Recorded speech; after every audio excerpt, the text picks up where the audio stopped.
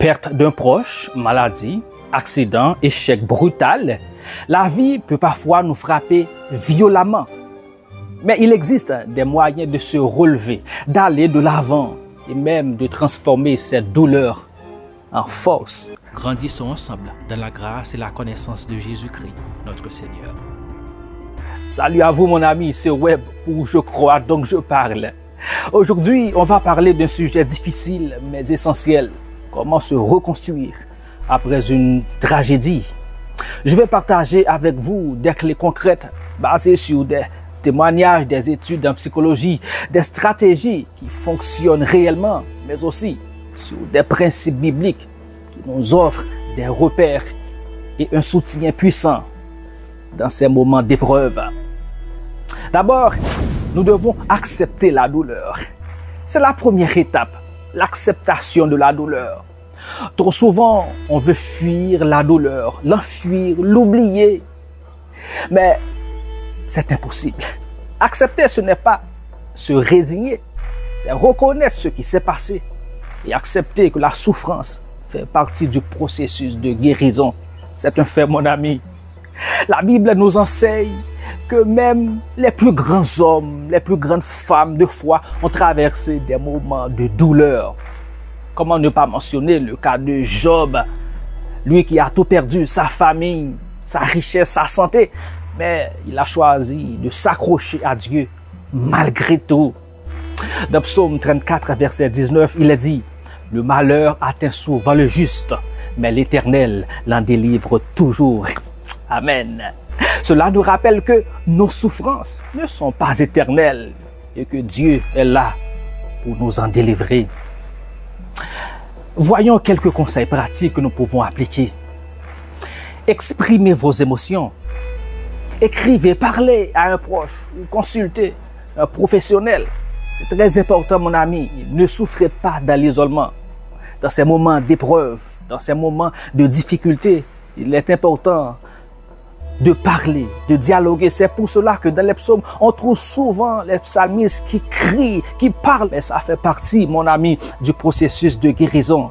Pour beaucoup d'entre nous, nous avons peur d'aller voir un psychologue. Nous devons démystifier cela.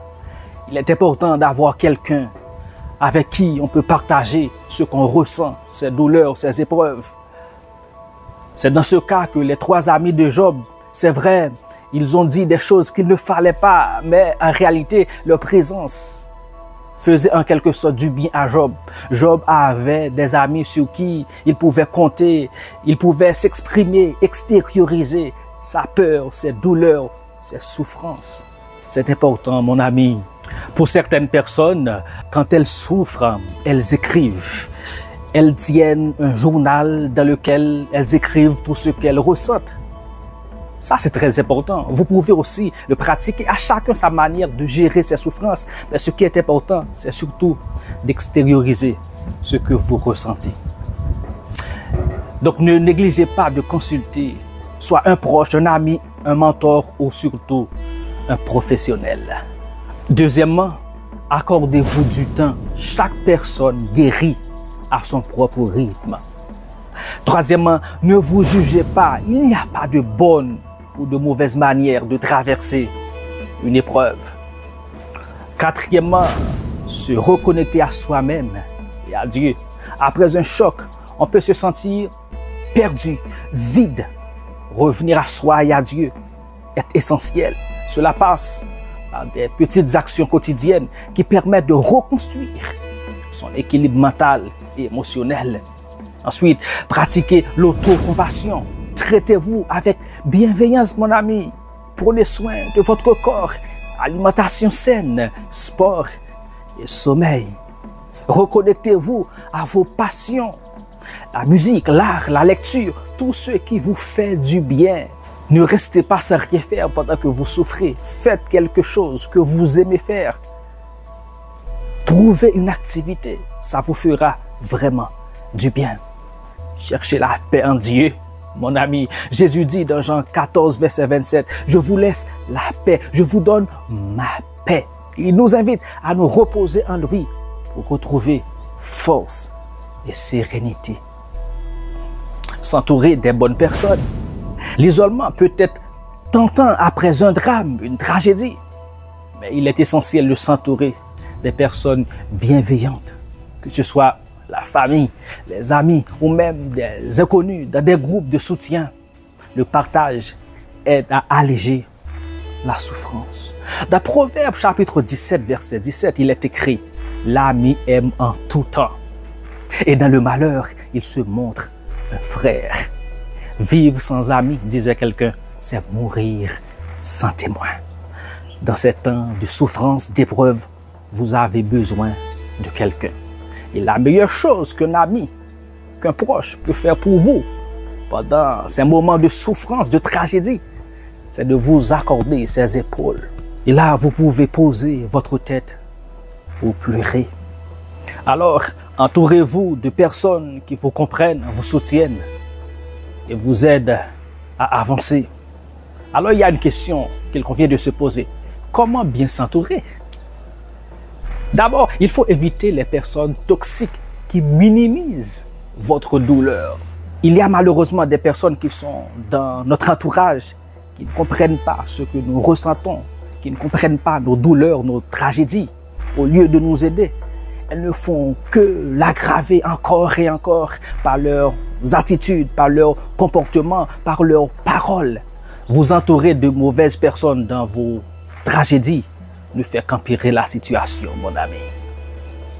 Alors faites très attention aux gens qui sont dans votre environnement, des gens qui ne comprennent pas en réalité vos douleurs, qui ne sont pas compatissants. Alors mon ami, recherchez des cercles où vous vous sentez écouter, aimer et apprécier.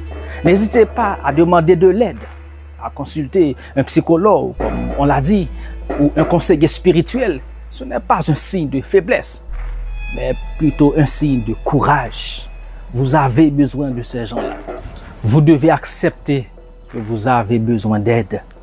Quatrièmement, transformez la douleur en force. Certaines des plus grandes réussites viennent de blessures profondes. La clé, c'est de donner du sens à ce qui nous est arrivé. Vous savez, les douleurs, les épreuves ne nous laissent jamais telles qu'elles nous ont trouvées. Elles nous changent soit pour le meilleur, soit pour le pire. Et vous savez, beaucoup de personnes sont transformées après une douleur, après une tragédie. Ils comprennent la vie autrement. Ils ont une autre vision du monde. Ils comprennent les gens autrement. Ils construisent des relations humaines beaucoup plus solides. Les tragédies nous changent et nous transforment. Il suffit d'avoir la bonne attitude.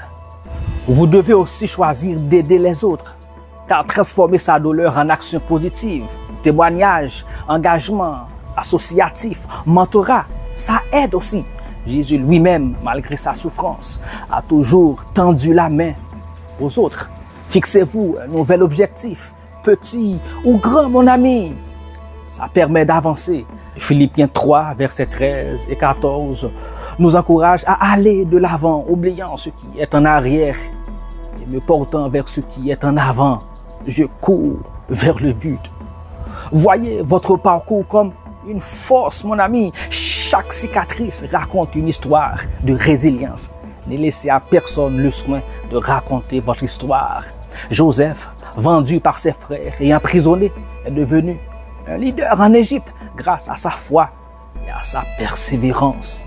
Rebondir après une tragédie, ce qu'on appelle la résilience, ce n'est pas oublier, ce n'est pas effacer la douleur du tout pas. C'est choisir d'avancer un pas après l'autre, en respectant son propre rythme. Dieu marche avec nous, mon ami, même dans les vallées les plus sombres. Oui.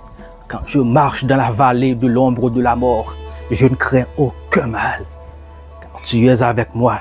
Dieu est pour nous un refuge et un appui, un secours qui ne manque jamais, jamais dans la détresse. Alors, dites-moi en commentaire quelle est votre plus grande source de force dans les moments difficiles. Si cette vidéo vous a aidé, pensez à vous abonner, à liker et à la partager avec quelqu'un. Ça peut vraiment aider une personne qui souffre présentement. Que Dieu vous bénisse. Et à très bientôt. C'était votre ami web pour Je crois, donc je parle. Pour avoir accès à toutes nos ressources, veuillez visiter notre site internet le www.jecroisdoncjeparle.org. Tous nos contenus sont pratiquement disponibles sur la plupart des plateformes de podcast. Vous n'avez qu'à taper « Je crois, donc je parle ». Tous nos livres sont aussi disponibles sur Amazon en version e-book, broché et relié. Merci d'intégrer notre communauté. Merci de partager et de consommer nos contenus. Que Dieu vous bénisse abondamment. Grandissons ensemble dans la grâce et la connaissance de Jésus-Christ, notre Seigneur.